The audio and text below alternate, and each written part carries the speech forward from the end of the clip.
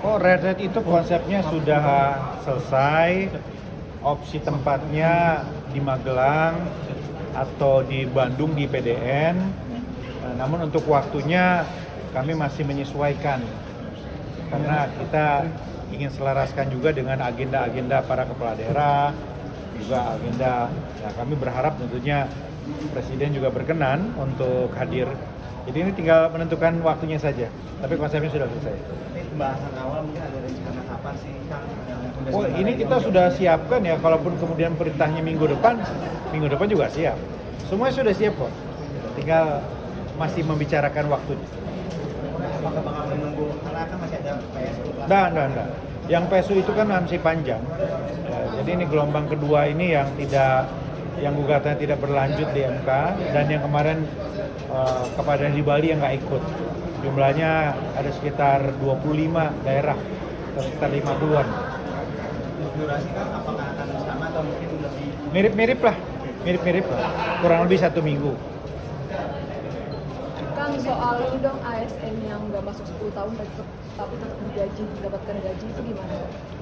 Ya pasti ada kesalahan ya dalam pencatatan kepegawaiannya. Tentu kita harus lihat kasus per kasusnya seperti apa gitu ya.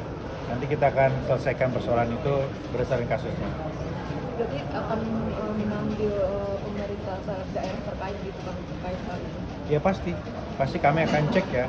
Ini teladornya di mana? Apakah koordinasi dengan pusat ya, ataukah semuanya ada di daerah? Nanti kami akan dalami dulu. Kita akan panggil ya. Wilayah itu FPP-nya targetnya selesai kapan ya Pak? Progresnya bagaimana?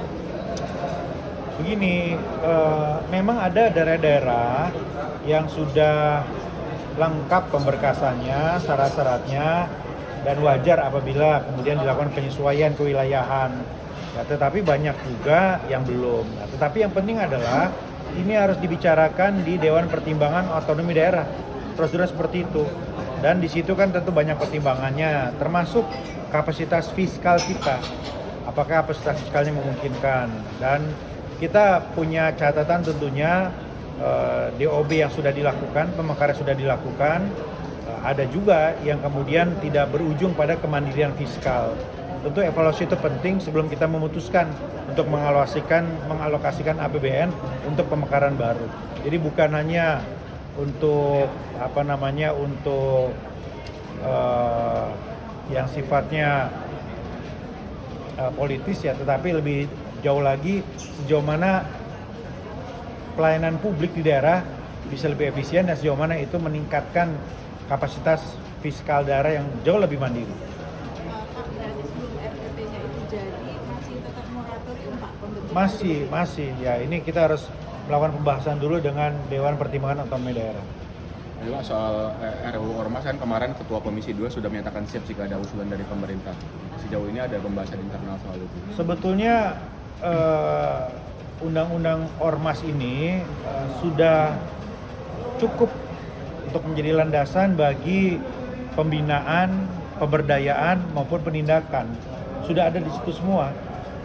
Sejauh mana pemerintah bisa melakukan tindakan-tindakan mulai dari yang paling lunak misalnya ya peringatan sampai yang paling tegas itu pemberhentian sudah diatur di situ semua.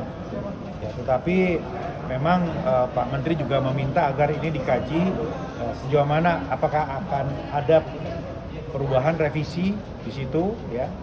Tetapi kami sudah meminta agar kepala daerah itu betul-betul bersikap tegas melakukan pendataan terhadap ormas yang terindikasi melakukan pelanggaran, memberikan sanksi, dan kemudian juga sesuai kewenangannya setiap kepala daerah juga bisa melakukan langkah-langkah untuk penertiban ormas. Kepala daerah itu kan punya landasan juga. Ada perda tentang ketertiban umum di situ misalnya. Dan kami meminta kepala daerah berkoordinasi dengan Forkopimda, dengan Pak Kapolres, dengan Pak Dandim, dengan Ibu Kajari semua untuk memastikan langkah-langkah hukum. Tidak ada pembiaran bagi ormas-ormas yang melanggar hukum. Apakah termasuk ormas BRIP yang belakangan menjadi siapapun ya tentu tidak ada yang di atas hukum. Kita tidak berbicara 1-2 ormas, tapi seluruh ormas yang terikat dalam hukum positif di Indonesia. Kalau revisi PP peluangnya gimana kami? Karena kemarin yang sempat disinggung Pak Menteri dan Ketua Komisi 2 adalah soal audit keuangan. Itu mungkin Sebetulnya di undang-undang itu sudah ada juga satu mekanisme bahwa harus ada transparansi dalam pengelolaan keuangan ormas, itu sudah ada. Nah, tapi kita pelajari lagi saat ini sejauh mana itu diperlukan penguatan.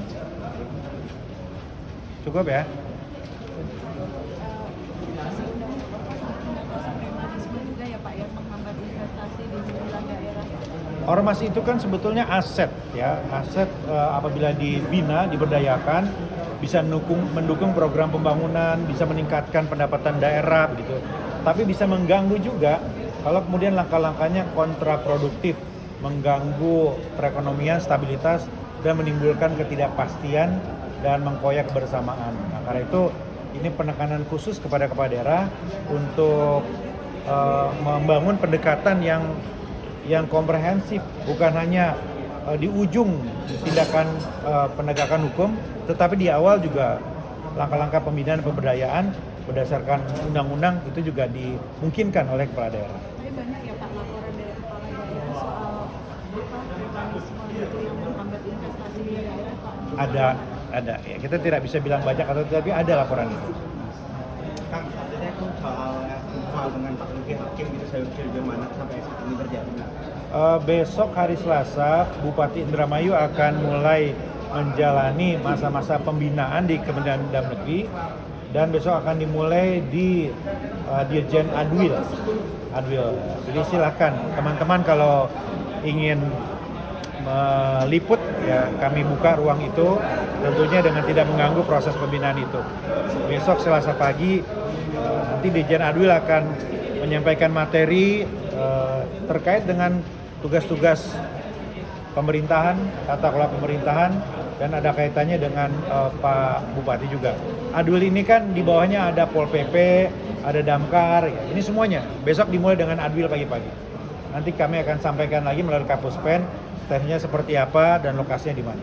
Bakal berganti dengan dirjen-dirjen lain gitu. Setiap minggu akan berpindah.